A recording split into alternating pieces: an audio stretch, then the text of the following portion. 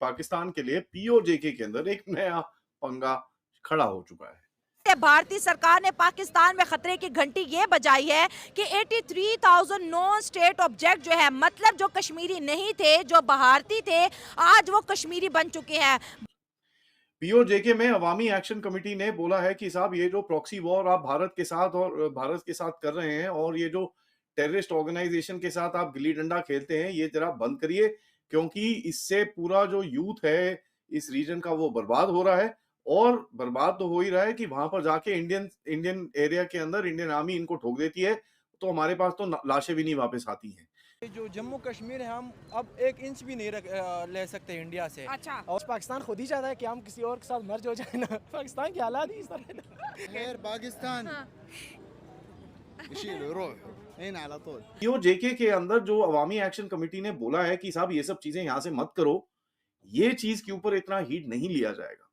साथियों, पाकिस्तान जो अपने आप को एक तरफ कहता है कि हम बांग्लादेश में बहुत बड़े किंग मेकर बन के उभरे हैं, भाई साहब आप बांग्लादेश में दलाल बन के उभरे हैं। बांग्लादेश को कोई हथियार खरीदना हो, ड्रोन खरीदना हो, तो आप दलाली करके, बीच में दलाली 5-10% खा करके उनको हथियार दिलवा सकते हो, बस। इससे ज़्यादा आपकी कोई हैसियत नहीं है, ना वो कोई पूछ रहा है बांग्लादेश में, ना कुछ कर रहा है। अभी आपका जहाज़ देखो कैसे बे ऑफ बंगाल में घुसने से पहले ही भाग गया, बांग्लादेश तक क्या पहुँचेगा। और पीओके की बात जब आए, पीओके में दिन प्रतिदिन आपकी फ़ौज के लिए हालात ख़राब होते जा रहे हैं। आज से 50 साल बाद शायद आप पीओके की दलाली करते नजर आओगे, क्योंकि वो तो अलग देश बन सकता है, भारत का भी हिस्सा बन सकता है, केपीके अलग देश बन सकता है, अफगानिस्तान का हिस्सा बन सकता है। क्या होता है क्या नहीं वो एक अलग विषय है, उस पर हम लोग अभी चर्चा नहीं कर रहे हैं।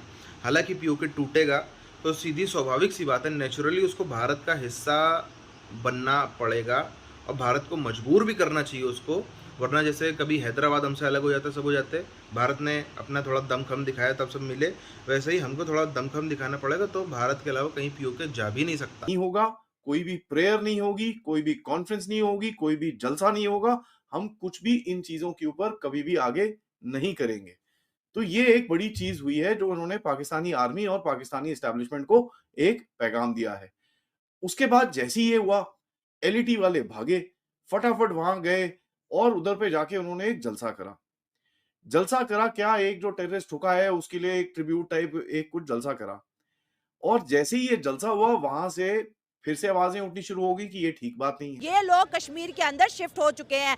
पाकिस्तान की अगर बात की जाए तो पाकिस्तान 78 सालों से दोस्तों ये क्लेम करता है कि कश्मीर की लैंड और कश्मीरी हमारे हैं, लेकिन क्योंकि उनको नहीं पता, those guys don't know how much the firing will be. And पिछली बारी जब जूते पड़े थे, इनके 10-15 हमने मारे थे, उसके बाद फ्लैग मीटिंग करते हुए भागते हुए आए थे, और पता चला फिर से एक इन लोगों ने फ्लैग मीटिंग मांगी है कि नहीं जी, ये ऐसे फायरिंग मत करिए जी, हमको बड़ी प्रॉब्लम हो रही है एंड दिस एंड दैट। तो ये पुरानी फ्लैग मीटिंग हुई, उसके बाद दोबारा से एक अभी फ्लैग मीटिंग करने की एक रिक्वेस्ट आया कि साहब please let's not fire and this and that. तो आप देख लीजिए कि there is a bit. India ने 370 हटाया और उसके बाद जो है कश्मीर के अंदर हिंदुओं की आमद ने ये बात पूरी दुनिया को बता दी है कि कश्मीर अब सिर्फ कश्मीरियों का नहीं, ये हर इंडियंस का कश्मीर बन चुका है। ये जो ऑर्गेनाइजेशंस हैं, इनके पास भी इतने पैसे नहीं बचे हैं। पैसे जो ड्रग से आते थे, ड्रग से अफगानिस्तान से थोड़ा झक्का पड़ा है, प्लस यूएसएआईडी और ये जो फॉर्मल सोर्सेज से आते थे उसमें झक्का पड़ा है। तीसरी चीज है कि वैसे भी इस रीजन के अंदर जो आईएसकेपी का एक कहर है, काफी हद तक रिक्रूटमेंट उसकी तरफ जा रही है। नाउ आईएसकेपी जो है वो at the end of it Pakistani ISI use करती है उसको, बट आईएसकेपी के ऑपरेशंस इस तरफ नहीं है। क्या ठीक भैया पाकिस्तान में? यहाँ पे अब देखो कि बलूचिस्तान हमसे अलग होना चाहता है, अच्छा खैबर पख्तूनख्वा हमसे अलग होना चाहता है, हम अपनी हिफाजत नहीं कर पा रहे, हम कश्मीरियों के लिए क्या लड़ेंगे। अच्छा। ये जो नारा लगता है कि कश्मीर हमारा है, तो वो तो काम नहीं करेगा, क्योंकि जो लिस्ट है उसमें से 2 या 3 तो ऑलरेडी उठ चुके हैं। साजिद मीर गया हुआ है, मक्की जिसको अभी दिसंबर में ठोका था, तो वो भी मरा हुआ है। तो देखिए ये भी उनको पता है कि भाई द अननोन गनमैन का जो लेवल है that is steadily going up, ठीक है, and people are getting shot. लेकिन यहां पर मैं आपको बता दूं, कोलैटरल डैमेज जो होता है वो पाकिस्तानी आर्मी और एस्टेब्लिशमेंट ये चीजें नहीं देखते ये लोग।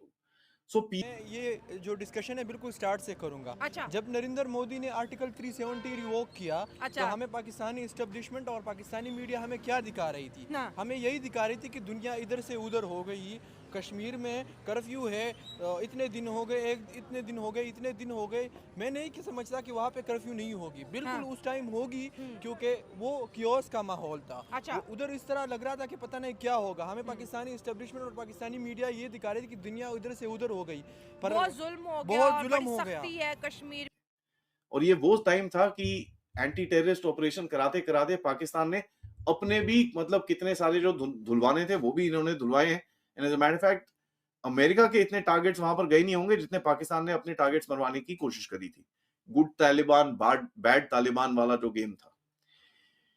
But Pakistan finds itself in a lot of trouble. इस टाइम पे शहबाज शरीफ और ये लोग तो गए हुए हैं कहां पर, ये लोग गए हुए हैं बेलारूस।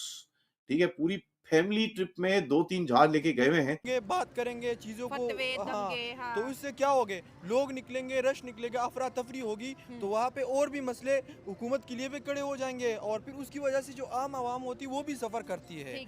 जहाँ पे धरने वगैरह होते, वहाँ जो नॉर्मल लोग होते, हुकूमत से ज़्यादा वो जो नॉर्मल लोग होते वो सफ़र करते हैं। यानी एक जो बंदा है ना, डेली वो मजदूरी करता है, उसको मजदूरी नहीं मिलती, वो जो भीख नहीं मान सकता, वो घर जाके क्या देगा अपने बच्चों को। सही बात है। तो इसलिए वो लाइन ऑर्डर सिचुएशन को ठीक करने के लिए वो कर रहे थे। मैं बिल्कुल ये नहीं चाहिए।